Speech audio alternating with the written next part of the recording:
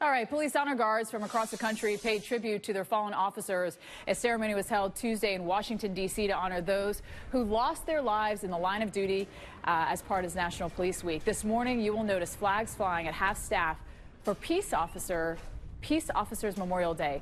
On this day back in 1962, President John F. Kennedy signed a proclamation as a tribute to peace officers. And part as National Police Week on AMHQ, we're highlighting some highly trained officers who spend hours in dangerous situations. Yeah, so whether it's extreme heat or pouring rain, the Special Weapons and Tactics team brave the elements for prolonged hours with one goal in mind: to protect and serve. All right, so we are joined by Sergeant Mike Sabins and Sergeant Robert Latham with the Cobb County SWAT to discuss how they overcome obstacles Mother Nature throws at them. Thanks for coming in, guys. We appreciate it. First, let's start off about, how does the weather mess up your prep? Because I'm assuming you guys have to go through, practice rounds of what you're going to do. Absolutely. Well, first of all, thank you for having both of us here. We really like that you guys are honoring Police Week. Absolutely. So weather is a huge impact on our SWAT operations, especially with planning. I can tell you when we get that call at 2 a.m. to go serve a warrant or go to a call out, the first thing people are doing is checking the Weather Channel app to see if we're raining and what the temperature and stuff is. So it really impacts our planning and actually our overall tactical operation. So heat, just since I put this on literally in the last 30 seconds, I'm already hot. Can certainly pose a risk for you guys as well, because let's face it, you're trying to deal with firearms and things like that. You got to be protecting your body. You got to wear heavy equipment. Absolutely. Heat is a huge factor. When we're on an operation, hydration is key, but also team leaders are constantly checking on all their team members. And if we need to replace them or give them a little bit of downtime, we'll do that also during the operation. It took about 3 or 4 guys to put this stuff on me this morning, so I get it. How about rain? How does that affect what you're wearing? Do you guys wear the same stuff in the rain, or does it switch it out? No, it's usually the same stuff that we wear. This is ballistic protected, so we usually wear the same type of thing, but rain definitely impacts mainly on our approach to a location. Visibility is huge. Rain can impact our visibility of getting to the location. We have to get SWAT operators there to be able to do whatever we need to do.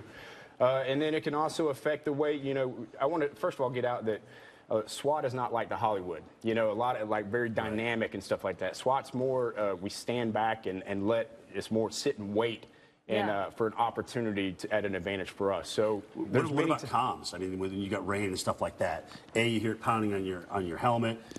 Could short out some of this, certainly your microphones and things like that. Yeah, the communications are key, but not only that, but how we give communications. They need to be short and to the point. Right. A lot of times, because radio traffic's important, we need the most important stuff coming across the radio at that time, and weather affects that a great deal. Heat, any kind of moisture into our communications can be a problem sometimes. So. And when it's cold out, sitting in that cold, it's got to be brutal. I mean, at least when we're out there, we're moving around, we get breaks going in. I mean, how long have you had to sit outside in cold weather? Oh, wow. Well, it's funny you say that. I actually prefer cold over heat, just to the fact that I can always layer up. That's perfect.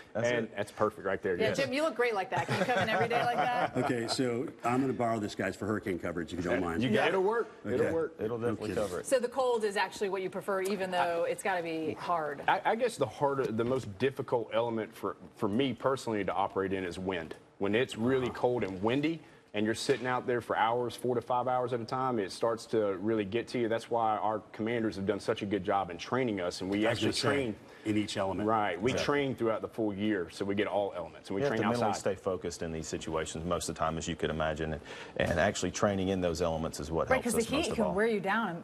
Emotionally, you just start getting woozy out there sometimes. All right, guys, we certainly appreciate you coming in. Definitely. I mean, seriously, just to get an idea of what does all this weigh right here? If I'm still missing some equipment, probably. The shield, the vest, the helmet, you're looking at close to 60 pounds altogether, along with your weapon system. So. All right. Hate to cut you off. We have to get to Jen, though. I'm so sorry. Jen, over to you.